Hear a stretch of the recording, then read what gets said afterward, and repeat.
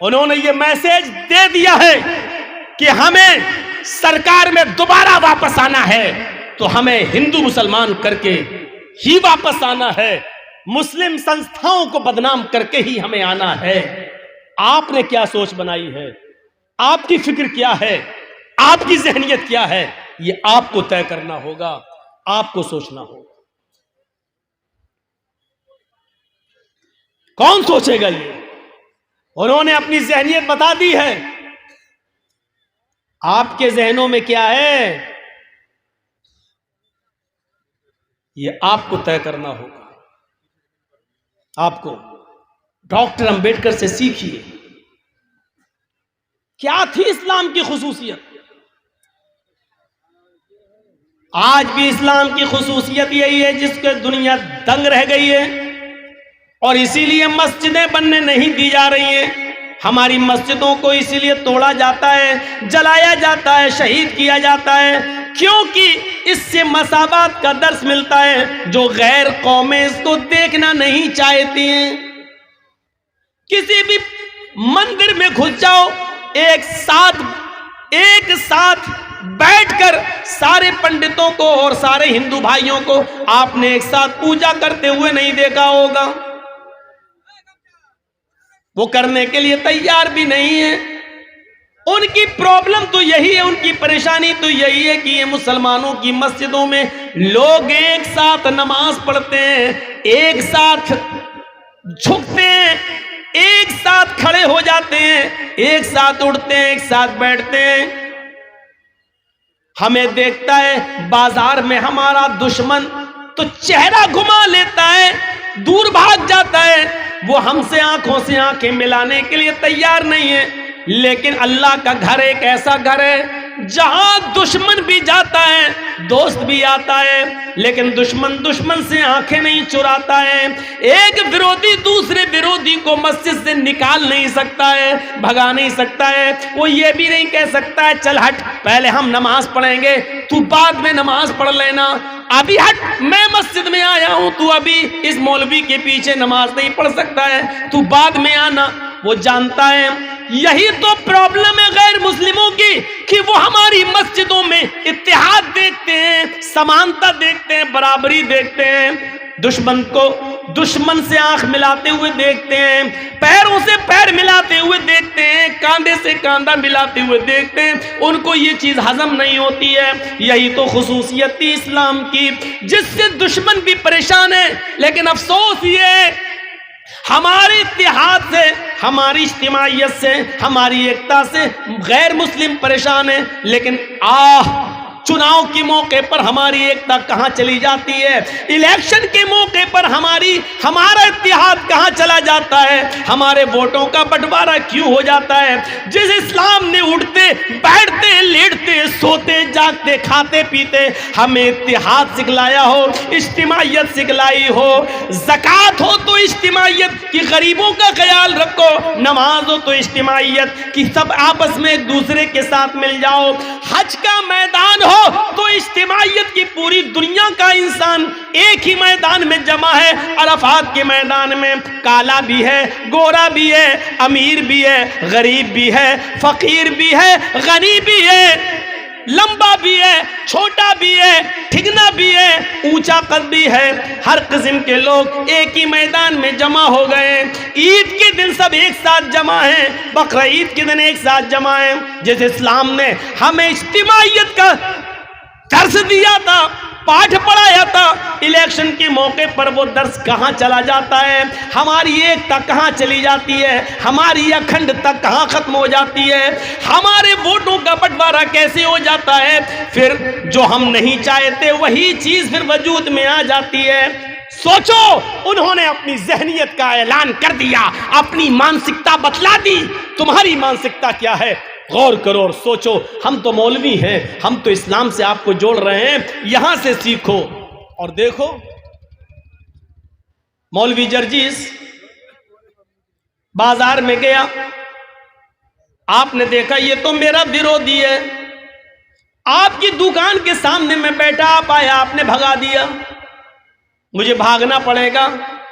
آپ کے گھر کے سامنے بیٹھے، آپ نے بھگا دیا، مجھے بھاگنا پڑے گا، میرے سامنے سے تم گزرے، میں پاورفل ہوں، میں نے تمہیں بھگایا، تمہیں بھاگنا پڑے گا۔ تصور کیجئے یہاں اذان کی آواز آتی ہے، حی علی الصلاۃ، آ جاؤ نماز کے لیے۔ اس آواز کو سن کر ایک غریب آدمی، ایک مسکین آدمی، ایک رکشہ چلانے والا آدمی، ایک مزدوری کرنے والا آدمی، 200-300 روپے روز کمانے والا آدمی، لوگوں کا سامان اپنے سر پہ لاد کر کلی گیری کا کام کرنے والا ایک آدمی اس اذان کو سن کر مسجد میں جاتا ہے۔ ہاں وہ خانہ کعبہ میں جاتا ہے، وہ مزدور ہے، غریب ہے، اور پہلی صف میں جا کر بیٹھ جاتا ہے۔ لائن سے صف لگ گئی ہے، صف کے اندر اب جگہ باقی نہیں رہی ہے، کوئی بھی آدمی پیچھے آتا ہے تو وہ صف کے اندر اب نہیں جا سکتا ہے۔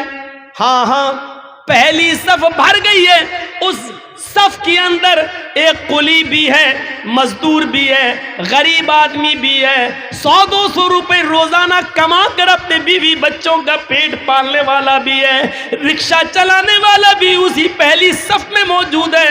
اب سعودیہ کا بادشاہ آ رہا ہے، ابھی جماعت کھڑی نہیں ہوئی ہے، لیکن سعودیہ کے بادشاہ کو بھی اس بات کی ہمت نہیں ہے کہ وہ اس مزدور سے کہہ سکے ہٹو، میں آیا ہوں، اب تم پیچھے چلے جاؤ، اگلی صف کے اندر میں کھڑا ہو کر نماز پڑھوں گا۔ کسی امیر سے امیر آدمی کی طاقت نہیں ہے کہ اس غریب کو اگلی صف سے ہٹا دے اور اس کی جگہ پر خود کھڑے ہو جائے۔ نہیں، اگر وہ ہٹاتا ہے تو وہ ناکارہ مانا جائے گا، نامراد مانا جائے گا۔ اب اس غریب آدمی نے چونکہ پہلے آ کر پہلی صف میں جگہ لے لی، اب اس کو پہلے صف کے ثواب سے آپ نہیں روک سکتے ہو۔ بادشاہ صاحب آپ بعد میں آئے ہو، آپ پیچھے کھڑے ہو جاؤ، اپنے دربار خلافت سے جس کو چاہو بھگانا بھگا دو، لیکن یہ اللہ کا گھر ہے، تمہارے باپ کی زمین و جاگیر نہیں ہے کہ یہاں سے جس کو چاہو بھگا دو، نہیں بھگا سکتے ہو، یہ اللہ کا گھر ہے۔ ایک غریب آدمی کو بھی یہ پاور اگر کسی نے دیا ہے کہ اس کو اس کی صف سے، اس کو اس کی قطار سے کوئی نہ ہٹائے تو وہ اسلام ہے۔ اسلام کی اسی خوبی کو دیکھ کر تو ڈاکٹر امبیڈکر اسلام لانے کو تیار ہو گیا تھا، لیکن ہمارا کردار، ہماری نا اتفاقی، ہماری فرقے بازی جب دیکھی تو اس نے اسلام کو بھی چھوڑ دیا۔ مسلمانوں میں اتنے فرقے، اتنے طبقے، اب اسلام لانے کے بعد بھی ہمیں سوچنا پڑے گا کہ حنفی بنے کہ شافعی بنے کہ مالکی بنے کہ حنبلی بنے کہ اہل حدیث بنے، کیا بنے؟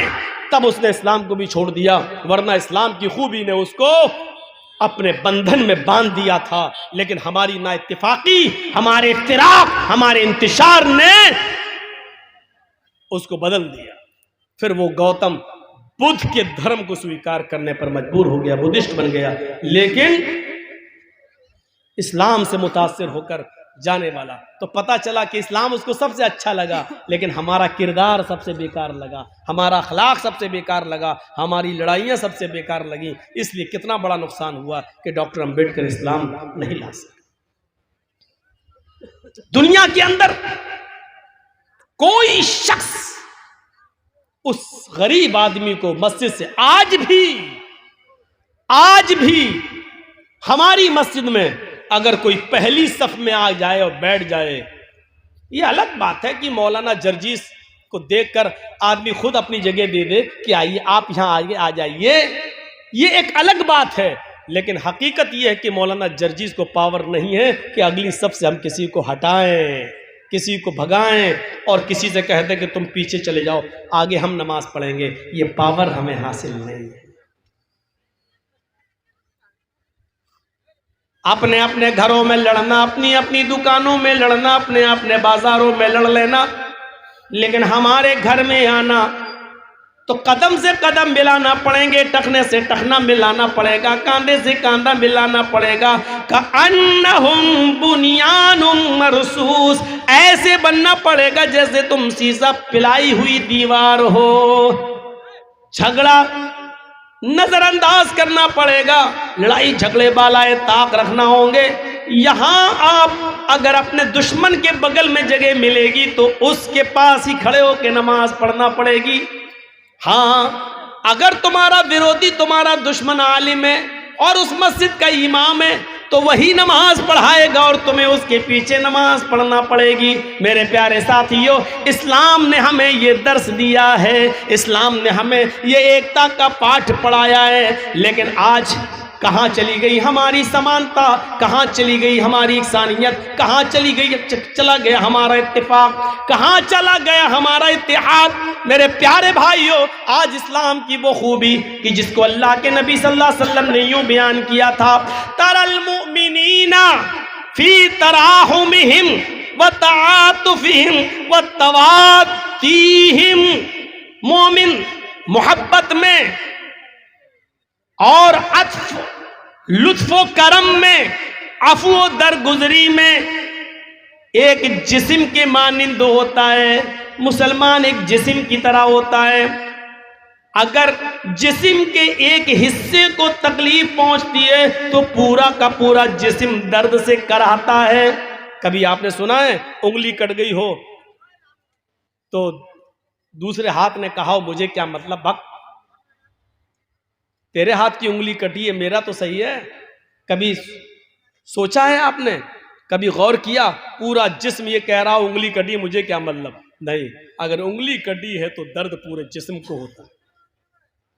اللہ کے رسول نے کیا مثال دی ہے. اپنے معاشرے کے اندر مسلمان ایسا ہی ہوتا ہے. ایک کو تکلیف پہنچے تو وہ تکلیف ایک کی نہیں ہونی چاہیے، پورے معاشرے کی، پورے سماج کی ہونی چاہیے.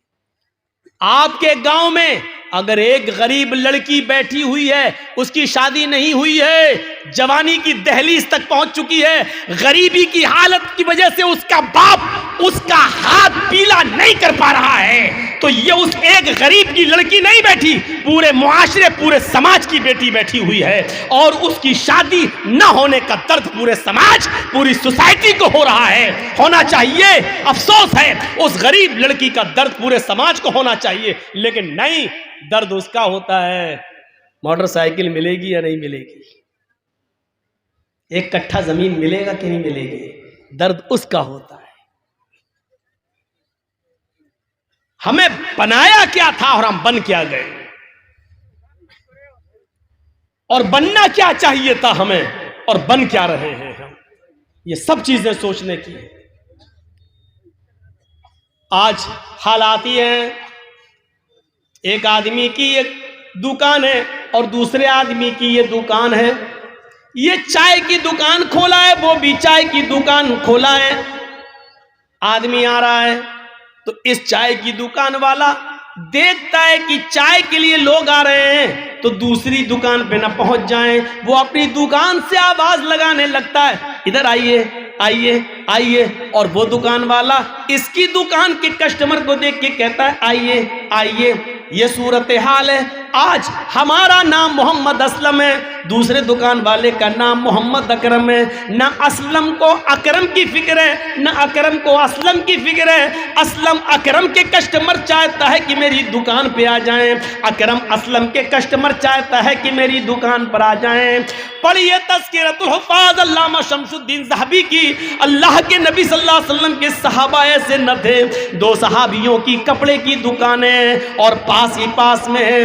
ایک کسٹمر آیا، ایک صحابی کی دکان پہ جا کے کپڑا خریدتا ہے، کپڑے کی سودا ہو جاتی ہے، کپڑا لے کے چلا جاتا ہے. اس کپڑے والے کا کپڑا دیکھ کر دوسرے آدمی کو کپڑا پسند آیا، وہ پھر اسی دکان پہ دوسرا آدمی آتا ہے، اس نے بھی کپڑا لیا اور چلا گیا. تیسرا کسٹمر آتا ہے، اس نے اسی دکان سے ایک تیسرا کپڑا لیا اور چلا گیا.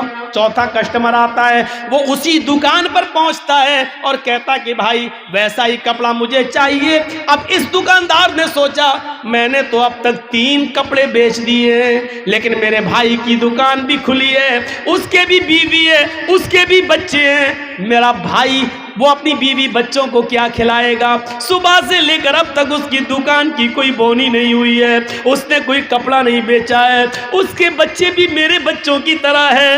پھر کیوں نہ ہم مدد کریں. اس آدمی نے کہہ دیا کہ میرے پاس وہ کپڑا تھا ختم ہو چکا ہے, 2-3 لوگ خرید چکے ہیں, ایسا کرو کہ میرے پڑوس میں میرے بھائی کی دکان ہے, اب تم وہاں جا کر وہ کپڑا لے لو, مجھ سے اچھا کپڑا اس دکان پہ تمہیں مل جائے گا. اس نے اپنی دکان کا کسٹمر دوسرے کی دکان پر, اپنے پڑوسی کی دکان پر بھیج دیا, صرف یہ سوچ کر کہ اس کے گھر میں بھی چولہا جلنا چاہیے, اس کے گھر میں بھی چولہا جلنا چاہیے, اس کے بیوی بھی بچے ہیں, اس کے گھر میں بھی خوشی ہونی چاہیے. میرے بھائیوں, کل تک یہ درد تھا, اور یہ اسلام کی تعلیمات کی خصوصیت تھی کہ جس نے ایک صحابی کے دل میں یہ بات ڈالی, لیکن